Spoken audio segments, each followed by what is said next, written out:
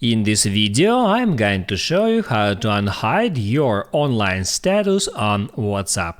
That is quite simple and easy to do, so let's begin. And first, open up WhatsApp app and then tap on Settings.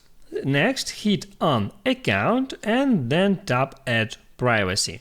And now, in order to unhide your online status on WhatsApp, the first thing that you have to do is tap at Last Seen and Online, and here you have to check mark both of these two options to everyone. The first is who can see my last seen, set it to everyone, and the last one is who can see when I am online. You can set it to everyone, or basically you can left it same as last seen.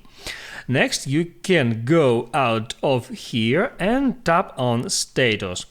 Now, as you can see, this feature is set to only share with, and 0 contacts is selected, so I'm actually now not sharing my status with anyone. And here I can just tap there at my contacts to let my contacts see my status.